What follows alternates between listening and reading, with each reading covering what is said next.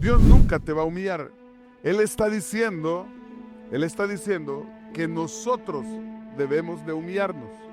Y muchas veces nosotros pensamos, bueno, ¿será que yo estoy fuera de la voluntad de Dios? ¿Será que Dios no me está tomando en cuenta? ¿Será que algo malo yo estoy haciendo por lo que Dios no me responde? Entonces, si nosotros ya tenemos la voluntad de Dios y aún así las cosas no pasan, es porque también hay un tiempo. Hay un tiempo de Dios, pero ese tiempo de Dios sirve para un proceso. ¿Usted sabe que usted no puede estar en otro lugar más seguro que en las manos de Dios? No puede, no hay otro lugar más seguro, porque cuando Dios abre puertas, nadie las puede cerrar. Tal vez tú estás orando por tu economía, tu salud, tu familia, tu proceso de migración, lo que sea. Llega un tiempo. Hay un tiempo. Hay un tiempo. Hay un tiempo. Mis enemigos, dice David, están maquinando cómo acabar con mi vida. ¿Hasta cuándo, Jehová? Bueno, hay un tiempo. Y eso es lo que yo quiero que usted sepa. No se desanime. No pierda usted la dirección de la brújula. Hay un tiempo. Dios tiene un tiempo. En todo es posible en el tiempo de Dios.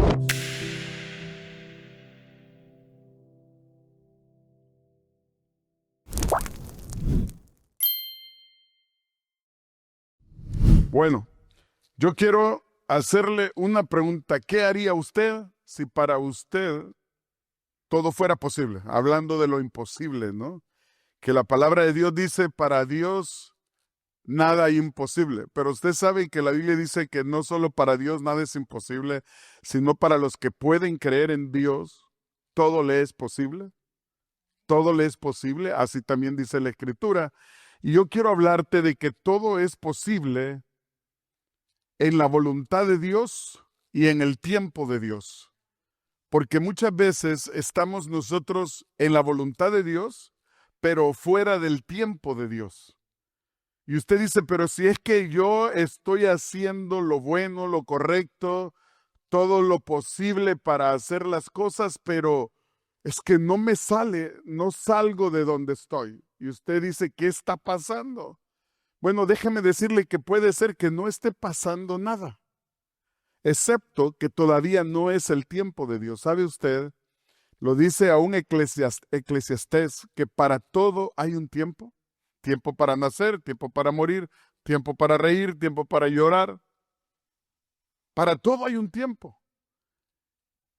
Y muchas veces nosotros pensamos, bueno, ¿será que yo estoy fuera de la voluntad de Dios? ¿Será que Dios no me está tomando en cuenta? ¿Será que algo malo yo estoy haciendo por lo que Dios no me responde? Bueno, déjeme decirle que no necesariamente. No necesariamente, y lo vamos a ver a través de la palabra, no necesariamente. Que muchas veces estamos dentro de la voluntad de Dios y estamos haciendo lo correcto y pidiendo lo correcto, porque aún Santiago dice que muchas veces no recibimos lo que pedimos porque pedimos mal, pedimos solo para nuestros deleites o placeres, y no debemos de pedir solo para eso, sino debemos de pedir también para que Dios haga cosas sobrenaturales en nuestra vida y use nuestra vida para poder tocar a otras personas. Pero muchas veces, las cosas no suceden porque estamos fuera del tiempo de Dios. Así que el tema de mi prédica es todo es posible, fíjese, en el tiempo de Dios, asumiendo que usted está en la voluntad de Dios, como dice Primera de Juan, ¿no? Primera de Juan dice que si nosotros pedimos conforme a la voluntad de Dios, Él nos va a oír. Y luego sigue diciendo, si Él nos oye, entonces tenemos la seguridad de que Él nos va a responder lo que le estamos pidiendo. Entonces, si nosotros ya tenemos la voluntad de Dios y aún así las cosas no pasan, es porque también hay un tiempo. Hay un tiempo de Dios, pero ese tiempo de Dios sirve para un proceso. No es un tiempo donde es que yo lo quiero hacer sufrir un poquito, ¿verdad? A ver cuánto aguanta, a ver cuánto sufre, a ver si no se queja. No, no es por eso. Es que en ese proceso Dios nos está enseñando muchas cosas. Estamos aprendiendo muchas cosas. Y por eso es que ese tiempo es importante. Y es por demás, haga lo que usted haga, reniegue, llore, patalee, brinque, se queje o no se queje, no lo adelanta uno. No lo adelanta. Es un tiempo de gestación. Así como un bebé en el vientre de una madre necesita estar 9 meses para que se forme completamente, también Dios tiene un tiempo. Como hay un tiempo para la vida, hay un tiempo para cada necesidad, para cada respuesta, para cada petición que nosotros le hacemos a Dios. Entonces, para probarle yo esto en las Escrituras, yo quiero que usted me acompañe a Primera de Pedro, capítulo 5, versos 6 al 7 en adelante. Primera de Pedro, capítulo 5, versos 6 al 7. Y oiga lo que dice aquí el apóstol Pablo nos va a mostrar un proceso de 3 pasos antes de llegar al tiempo de Dios, antes de que sea el tiempo de Dios. Y la Escritura dice, humillaos pues bajo la poderosa mano de Dios, para que Él los exalte cuando fuere el tiempo. Póngale atención a esa palabra.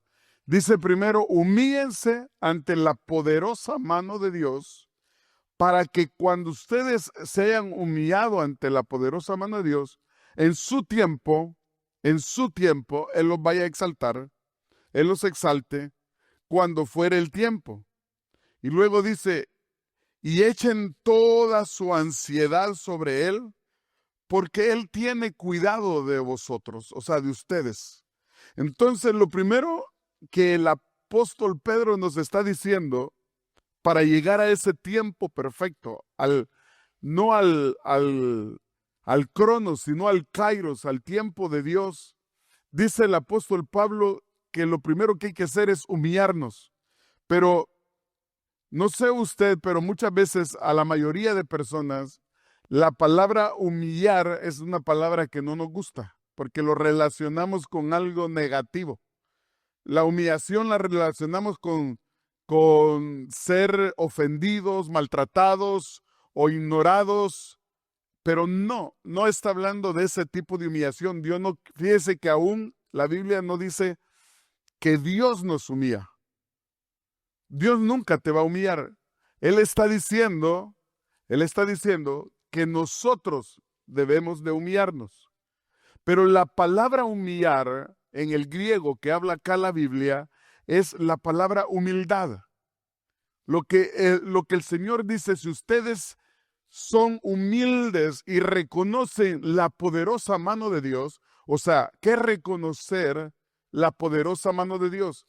Que Él es el Todopoderoso, que Él es el proveedor, nuestro sanador, que Él es quien va a suplir nuestra necesidad. O sea, ponerte bajo las manos de Dios es como el Salmo 91, que dice que nos pongamos bajo las alas de Él, ¿no?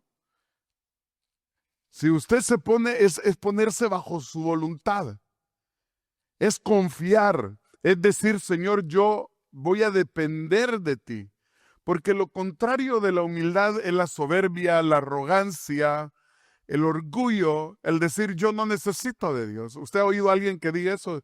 Yo sí. Yo he oído gente que dice es que yo no creo en Dios, yo no necesito de Dios. Si yo recuerdo haber hablado con alguien en el laboratorio, yo trabajo en un laboratorio, y ahí pues la ciencia es que si usted prueba algo, usted puede creer en ese algo, ¿no? Entonces él dice, si yo no puedo probar que Dios existe, dice, yo no creo en Dios. O sea, la arrogancia del ser humano es como aquel hombre que estaba, es como una moraleja, ¿no? Pero aquel hombre no fue algo real, pero aquel hombre estaba hablando con Dios y le dice, oh Dios, yo también puedo ser hombres como tú, seres humanos como tú. Estaba de arrogante discutiendo con Dios. Entonces Dios le dice, ok, le dice, ok, bueno, demuéstrame que tú puedes hacer hombres como los que he hecho yo, seres humanos como los que he hecho yo. Entonces viene el hombre y empieza a agarrar un montón de tierra, porque la Biblia dice que Dios hizo al hombre de la tierra, ¿no? Entonces este empezó a agarrar un montón de tierra y Dios le dice, momentito, tranquilo, busca tu propia materia prima. ¿Se lo entendió? Busca tu propia materia prima, porque esa también yo la creé. O sea, el hombre transforma lo que Dios ha creado, pero nosotros sabemos que el único que crea es Dios. ¿Aún sabe usted que Dios ha creado lo bueno y lo malo? Si usted cree que lo malo lo creó el diablo y lo bueno lo creó Dios, pues déjeme decirle que no. La Biblia dice que lo malo y lo bueno vienen de parte de Dios. Aún Job lo dijo, ¿no? Jehová dio y Jehová quitó. No dijo Jehová me dio y el diablo me quitó. No, el diablo no puede quitarle a usted nada de lo que Dios le ha dado, porque no se lo ha dado el diablo, sino se lo ha dado Dios. Entonces, humillarnos delante de Dios, no es rebajarnos de nivel, sino es tomar una actitud ¿de qué? De humildad. Cuando usted toma una actitud de humildad, usted está reconociendo la soberanía de Dios. Usted está reconociendo el poder de Dios. Por eso dice el apóstol Pablo que nosotros nos humillemos bajo la poderosa mano de Dios. ¿Usted sabe que usted no puede estar en otro lugar más seguro que en las manos de Dios? No puede, no hay otro lugar más seguro. Usted no, mire, yo sé que por lo menos usted ya es una persona adulta, habrá comprobado que cuando uno está confiando en las personas, tarde que temprano le terminan fallando. Se termina usted decepcionando. Pero sabe una cosa, en toda mi vida y en todo lo que yo tengo de entendimiento y conocimiento de Dios, a mí Dios nunca me ha fallado. A mí Dios nunca me ha fallado. Yo no sé a usted. A veces pensamos que Dios nos ha fallado porque no nos contesta, no nos responde Dios como nosotros quisiéramos. ¿Sí? A veces usted piensa, Dios, dame esto y de esta manera y en este momento. Y Dios dice, no, te lo voy a dar, pero no de esta manera ni en el momento que tú quieras. Te lo voy a dar en su momento y de la forma en que yo quiero. Y tal vez Dios nos ha respondido, pero como tenemos una expectativa de cómo queremos que Dios nos dé las cosas, a veces no reconocemos que Dios ya no las está dando. ¿Sabe usted que eso le pasó al pueblo de Israel?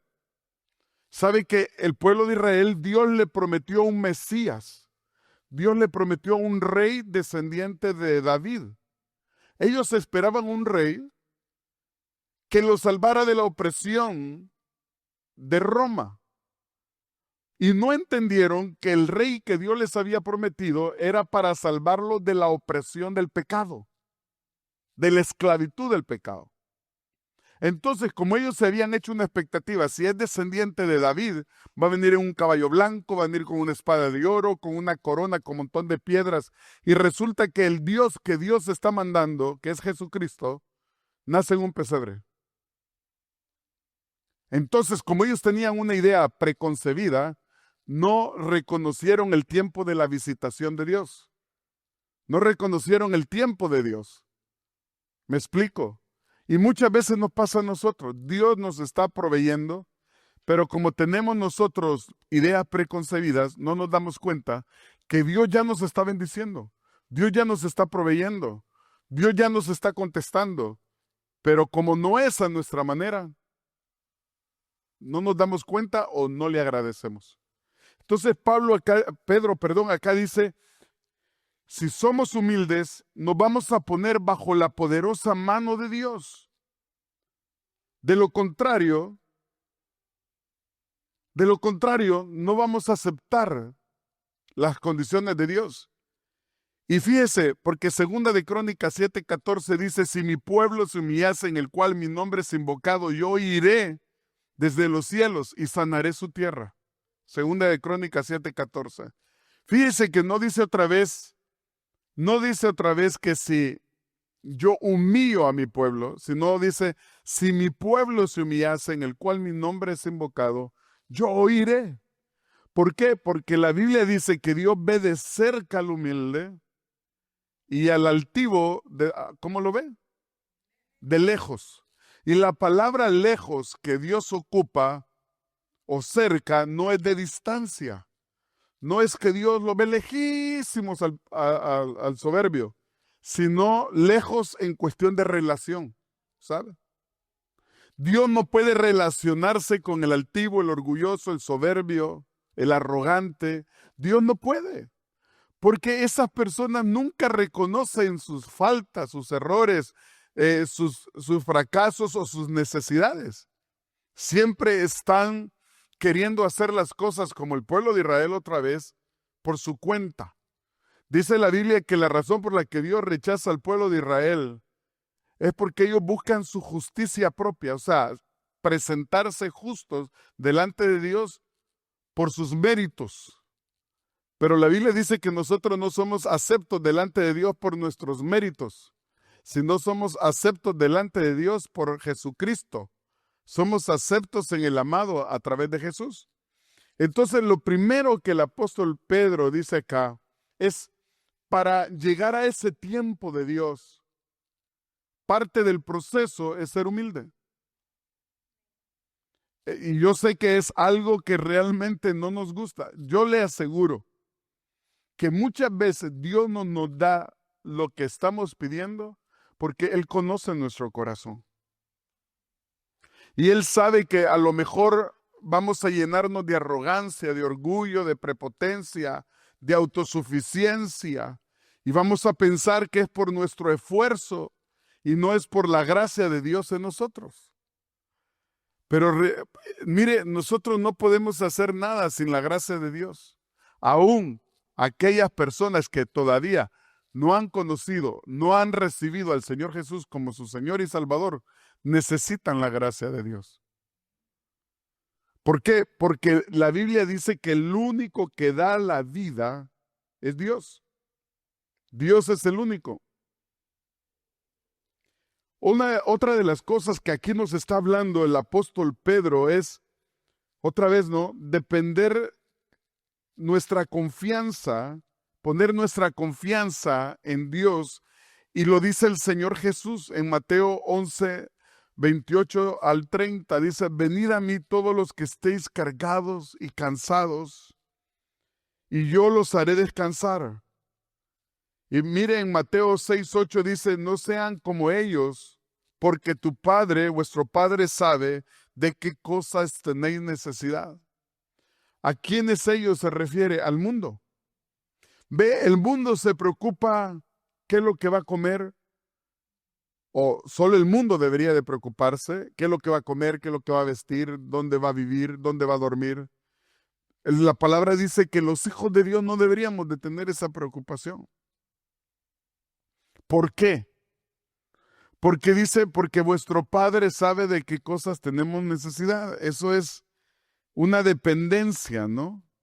Entonces, cuando nosotros aprendemos a depender de Él, la Escritura dice que Dios va a hacer lo siguiente.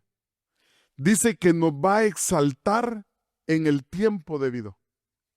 Así dice el apóstol Pablo, ¿no? Pedro, perdón, otra vez Pablo. Pedro, para que Él los exalte cuando fuera tiempo. Sean humildes. A veces nosotros decimos, ¿cuál es la clave del éxito de mi vida? La humildad. Es simple. Un día en los devocionales que hacemos cada sábado, devocionales de familia que hacemos cada sábado con mis hijos, yo les decía que hay una humildad genuina y hay una humildad fingida. Hay una humildad que parece humildad, está disfrazada de humildad, pero es arrogancia. ¿Y cuál es esa humildad o esa arrogancia disfrazada de humildad? Cuando uno no reconoce lo que Dios ha hecho y lo que Dios nos ha dado. Mire, hay un caso en la Biblia que a mí siempre me ha llamado la atención y es de Naamán. Naamán era un general del ejército de Siria y la Escritura dice que él era un hombre famoso, poderoso, que el rey de Siria, cuando iba a adorar a su Dios, usaba el brazo de Naamán para levantarse cuando él se postraba. Ese era Naamán. Naamán era un hombre famoso con muchas decoraciones, pero dice la Biblia que era leproso. Un día, Naamán tenía una sirvienta que era israelita Y esta sirvienta le dice a la esposa de Naamán, en Israel hay un hombre que puede sanar a Naamán, a mi señor Naamán. Y la esposa le cuenta, Naamán habla con el rey le da cartas diplomáticas a Naamán. Entonces Naamán va con un ejército, con un montón de guardaespaldas, con todos los honores de un diplomático, ¿no? Para Israel, y se presenta ante el rey. Y el rey lee la carta y está leyendo la carta y dice que se rasga sus vestidos el rey y dice, ¿ven cómo este hombre, el rey de Siria, está buscando alguna excusa para invadirme? ¿Al caso soy Dios yo para sanar a este de su lepra? Porque el rey de Siria, el rey de Israel, perdón, no había entendido que si él no era Dios, pero Dios podía usarlo. Pero la Biblia dice que Eliseo, fíjese, Eliseo no estaba ahí cuando el rey dijo eso. Pero como era un profeta de Dios, a través del Espíritu de Dios, Eliseo, estando en su casa, oyó todo. Dice que tremendo, ¿no? Entonces, para hacerle corta la historia, dice que Eliseo mandó a su siervo donde el rey le dijo, oh rey, quiero que sepas que hay un hombre de Dios aquí en Israel. Entonces le dijo al sirio Naamán, ve donde Eliseo. Y Eliseo va con todas las pompas y todo y se pone afuera de la casa de Eliseo. En los tiempos de Israel, esa era una costumbre que tenían los mendigos, los pobres, que se ponían enfrente de las casas de los ricos para pedir comida. Entonces que Naamán se haya ido a poner, en vez de llamar a Eliseo, fíjese, lo correcto, como era un diplomático, el rey tenía que llamar a Eliseo. Y Eliseo debería ir donde el rey para orar por Naamán. Pero no fue así. Él se fue a poner enfrente de la casa del profeta, como alguien que está mendigando una necesidad. Qué tremendo, ¿no? Entonces usted podría decirme, pastor, eso es humildad, pero era una humildad fingida. ¿Sabe por qué? Porque cuando el profeta le mandó a decir con Jesse, su siervo, ve a decirle ahí a Naamán que vaya al Jordán, se meta 7 veces y después de las 7 veces su piel va a quedar como la piel de un niño. Dice que Naamán se enojó. Usted sabe la historia, ¿no?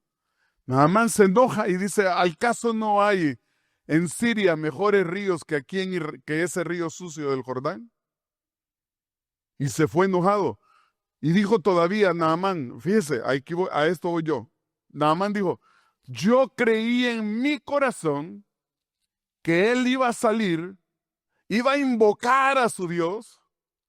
Eso es lo que creía el tipo, ¿no? Pero no Dios, porque Dios conocía el corazón de Naamán. Y que iba a invocar a su Dios y me iba a imponer las manos, iba a decir, en el nombre del Dios de Israel, sé sano. Pero no, el profeta le manda al siervo, ni siquiera salió el propio profeta. Claro que fue humillante. Entonces, el punto es, Naamán tenía una humildad fingida. Fingida. No era una humildad real. Y Dios conoce el corazón. Por eso a veces Dios hace que pasemos por un proceso. Porque aparentemente la Biblia dice, engañoso es el corazón del hombre, más perverso que todas las cosas. ¿Quién lo conocerá? En Jeremías. Usted puede creerse, la Biblia dice, sabio usted en su propia opinión, pero solo Dios conoce el corazón.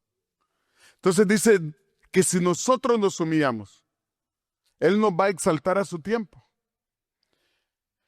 Y la Escritura dice que cuando ya Naamán se iba, se acercó uno de sus siervos de confianza. Me imagino que le tuvo que tener mucha confianza porque Naamán iba enojado. Él se había subido a su caballo y dijo, vámonos, ¿qué hago yo aquí perdiendo mi tiempo? Y le dijo el siervo, mira, mi señor, le dijo, si el profeta te hubiera dicho que fueras a hacer una gran hazaña heroica, ¿no la hubieras hecho? Y Naamán dice, está enojado, ¿no? Pues sí, claro, pues soy Naamán, el general de Siria. ¿Sí? Entonces le dice, ¿cuánto más? Si lo único que te está pidiendo, que te sumerjas 7 veces. ¿Y qué? lo más que puede pasar es que vas a quedar mojado si no pasa nada. ¿Sí? Lo más que te va a suceder es que te va a dar frío. Y Naamán dijo, bueno, pues, ok, tenés razón. O sea, de le haber costado haber aceptado un consejo del siervo, ¿no? Le haber costado, pero ahí empezó el proceso de la humildad. Para que Dios lo exaltara. Para que Dios lo exaltara. ¿Sabe? Ahí empezó ese proceso. Y muchas veces Dios nos está poniendo como Naamán. Dios nos está permitiendo que pasemos momentos de humillación, momentos de situación, porque nos creemos. Creemos que sí las sabemos todas. Pero ¿sabes qué? Sin Dios no somos nada. Así dice Juan, capítulo 15, verso 5 creo que es. Dice, lejos de mí nada podéis hacer. Sin Dios no somos nada. Pero con Dios todo lo puedo en Cristo que me fortalece, dijo Pablo. Amén. Aún el que nos den la residencia 2 días antes de que me saquen. Como pasó con el testimonio del hermano de mi hermana. Qué trabalengua ese, ¿no? El hermano de mi hermana. Bueno, el hermano de sangre de mi hermana. Y dice la Biblia que Naamán se sumergió en el Jordán y a la 7ª vez fue sanado. Fue sanado de algo que él no podía haber sido sanado, de una lepra. O sea, la gente se alejaba de él. Él tenía que cubrir toda su ropa. Aparte, la lepra llega un momento en que tus tejidos empiezan a morirse y la carne empieza a podrirse, ¿no? O sea, él estaba condenado a la muerte. Y Dios lo sana. Y fíjese cómo dice la Biblia, que la piel se le convirtió como la piel de un niño. Porque cuando Dios hace las cosas, las hace bien. Y a su tiempo, es el tiempo. Y Naamán estaba enfrente del tiempo. Y por poquito pierde el tiempo. ¿Sabe? Hay que discernir el tiempo. El tiempo de la humillación y el tiempo de la exaltación. Pero a veces queremos y estamos enfocados en el tiempo de la exaltación. ¿Cuándo me va a exaltar? ¿Cuándo me va a honrar? ¿Cuándo va a crecer más la iglesia? ¿Cuándo yo voy a ser millonario? ¿Cuándo voy a comprar esto? ¿Cuándo voy a comprar lo otro? ¿Cuándo le voy a demostrar a los demás que yo sí soy capaz? Pero sabe, eso no llega a suceder si hemos perdido el tiempo de la humillación. Así dice Pedro, humillaos ante la poderosa mano de Dios. Y Él a su tiempo. Yo quiero que usted ponga eso para que no se desanime. Para que no se desanime. Porque usted dice, a veces usted puede pensar como pensó David, ¿hasta cuándo Jehová me oirás? David creo que fue en el Salmo 40 que dijo, pacientemente esperé a Jehová y Él me sacó, dice, del pozo de la desesperación y puso mis pies sobre la roca. Hay un tiempo. Hay un tiempo. Mis enemigos, dice David, están maquinando cómo acabar con mi vida. ¿Hasta cuándo, Jehová? Bueno, hay un tiempo. Y eso es lo que yo quiero que usted sepa. No se desanime. No pierda usted la dirección de la brújula. Hay un tiempo. Dios tiene un tiempo. En todo es posible en el tiempo de Dios. Acuérdese del título del mensaje. Todo es posible en el tiempo de Dios. Para Naamán era imposible. Yo estoy seguro que Naamán, como la mujer de flujo de sangre, habían agotado también todos sus recursos. Y a lo mejor usted y yo estamos en ese tiempo.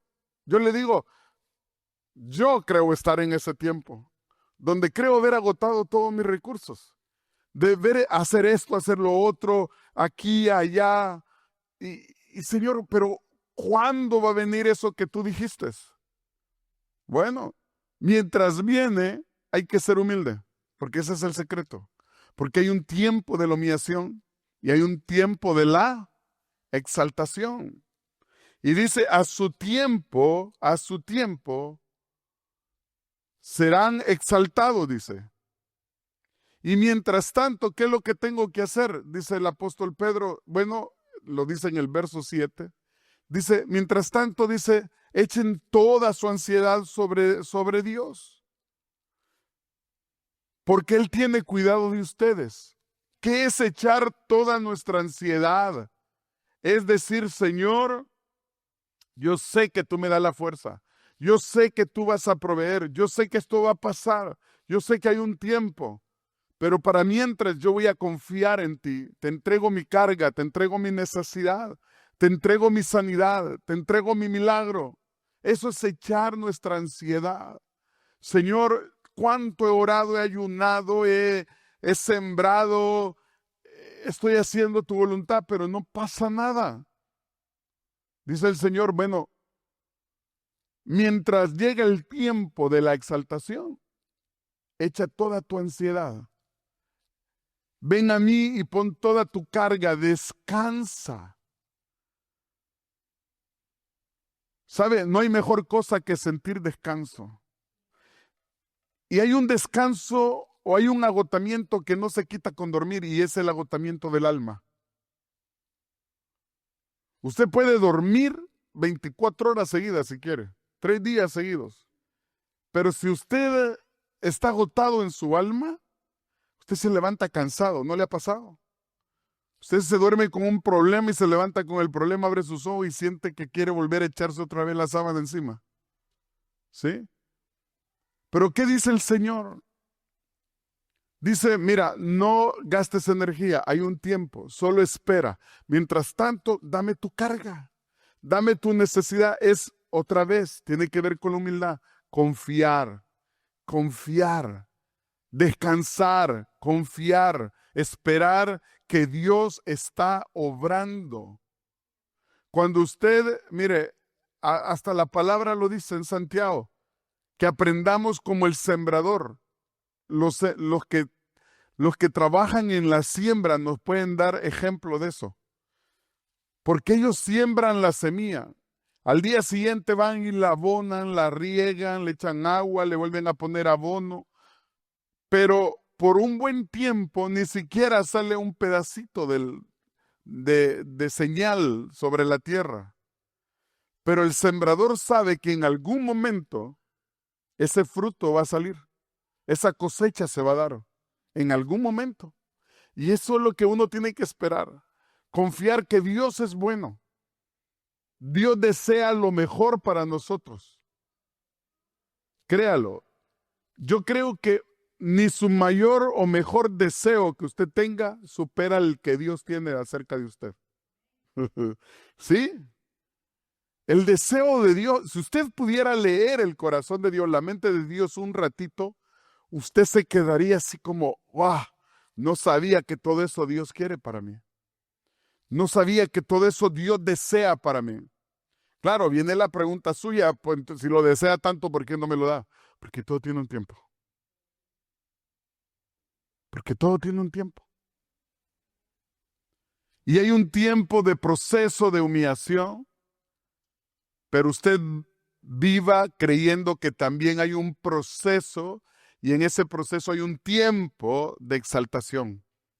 Hay un tiempo de exaltación. ¿Sí? ¿Y qué es lo que significa exaltar? Significa honra, reconocimiento, significa gracia, significa puertas abiertas, significa respuestas contestadas. Eso es la exaltación. Es una gracia, una honra. ¿Qué es honra? Le voy a aumentar más a esto. ¿Qué es honra? Es un reconocimiento de renombre. Fíjese, eso es honra. Si usted va al diccionario, honra significa renombre, fama. Alguien, y no fue alguien, sino fue Billy Graham que dijo, no importa si no te conocen, lo importante es que lo conozcan a él. Porque cuando lo conocen a Él, tú vas recomendado por Él. A veces dice uno, es que yo no tengo influencia, yo no tengo conexiones, yo no tengo fama, no tengo esto. Pues, ¿qué importa? Si tú has creído en Dios, Él va a proveer todo lo necesario para que tú puedas tener lo que necesitas para llegar a cumplir el propósito de Dios. Eso es lo importante. Pero saber de que en ese tiempo del proceso de la humildad, yo voy a esperar ¿cómo? Alabando, siendo agradecido, gracias a Dios, viniendo a la iglesia, sirviendo. Ese es en ese proceso. Y créame, mire, a mí me admira la historia de Acab. Acab se casó con una mujer llamada Jezabel.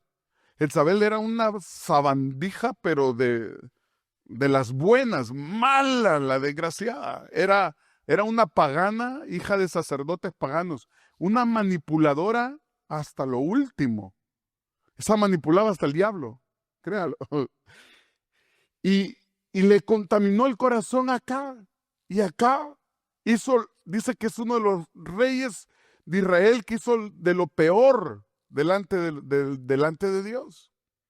Pero un día Acab se arrepiente y momentáneamente, ¿sabe? Momentáneamente. Y Dios le dice a Elías, ¿has visto a mi siervo Acab que se ha vestido de cilicio y se ha puesto ceniza? Mire, Dios que no necesita de nosotros, acá se arrepiente y Dios se alegra. ¿Qué quiero decir con eso? Que Dios está deseoso de bendecirnos, aun cuando nos hemos portado mal. En el devocional de ayer, que tuvimos ayer, mi esposa leía sobre Éxodo. Cómo Dios, dice la Biblia, que puso en el tiempo de Dios, Dios liberó a Israel. Me gusta porque en Éxodo 3 dice que Dios, cuando Moisés y Aarón fueron a la presencia del faraón, fueron a decirle, el Dios de Israel vino a nuestro encuentro. La Reina Valera dice, nos halló. No, pero en el hebreo dice, vino a nuestro encuentro, dice. Vino a nuestro encuentro. Es como que había una cita, un tiempo, ¿no? Y dice, y nos ha pedido, dice, que vayamos 3 días de camino para adorarle. Pero cuando Dios estaba sacando al pueblo de Israel de Egipto, dice que puso gracia sobre el pueblo de Israel, puso gracia. Y dice, ¿y la gracia para qué era? Era para bendecirlos. ¿Cómo? Dice que Él incitó al pueblo de Egipto a través de esa gracia para que todo el oro que ellos tenían se lo dieran al pueblo de Israel. Fíjese, el pueblo de Israel salió, pero así cargado, ¿no? Ni caminar podían, ni los bueyes podían, con las carretas de oro y riquezas, así a montón se las daban. Porque Dios va a usar gente a su tiempo que te va a dar cosas que ni ellos van a entender por qué lo están haciendo a tu favor, pero Dios lo va a hacer. Dios va a hacerlo y tú vas a decir, pero si es que este era el que hablaba mal de mí, que yo le caía mal, pero Dios lo va a hacer a su tiempo. Y a su tiempo Dios lo hizo con el pueblo de Israel. Y dice la Biblia que después de 3 días de camino, después de que salieron de Egipto, pasaron el mar. Dice que apenas habían pasado 3 días cuando se hicieron un becerro de oro para adorar a un Dios que no era su Dios. Me pregunto yo, ¿Dios no lo sabía? Sí, fíjese. Como cuando Dios dio su tesoro más grande, que fue Jesucristo, y lo mandó a la cruz para morir por usted y por mí, aún sabiendo que usted y yo íbamos a pecar. Claro, Dios sabía que iban a convertir el oro en un becerro que iban a adorar después. El oro, no loro, oro. Aún así Dios los bendijo. ¿Para qué? Para mostrar su gracia. Así que quiero concluir con esto. Si tú estás en el proceso de la humillación o de la humildad, donde Dios te está enseñando algo, no te desesperes. Viene un tiempo de gracia. Recíbelo, dile, Señor, yo sé que estoy ahorita pasando un proceso, Sé que ahorita, Señor, tú estás haciendo algo, pero sé. La esperanza, dice, no avergüenza a nadie, porque nuestra esperanza está en Dios. Yo sé que viene un tiempo donde tú vas a levantarme, vas a honrarme. Un tiempo donde tú vas a poner tu gracia y vas a abrir puertas que sí han estado hasta hoy cerradas. Vas a abrir puertas que hasta hoy ni a patada las he podido abrir, pero esas se van a abrir solas. Porque cuando Dios abre puertas, nadie las puede cerrar. Tal vez tú estás orando por tu economía, tu salud, tu familia, tu proceso de migración, lo que sea. Llega un tiempo. Hay un tiempo. Y recibe ese tiempo. No te desanimes en el proceso. Que ese es el mensaje más importante. No te desanimes en el proceso. Mejor aférrate a la promesa y date cuenta que Dios lo va a hacer. Porque aquí lo dice, si yo me humillo, a su tiempo, diga conmigo, a su tiempo Dios me va a honrar. A su tiempo Dios va a derramar la gracia que necesito para que lo que le estoy pidiendo sea una realidad que la pueda ver, tocar. ¿Sí? Es un tiempo de Dios. Cierre sus ojos. Padre, te doy gracias. Porque tú tienes un tiempo, como lo tuviste con Naamán, como lo tuviste con la mujer de flujo de sangre.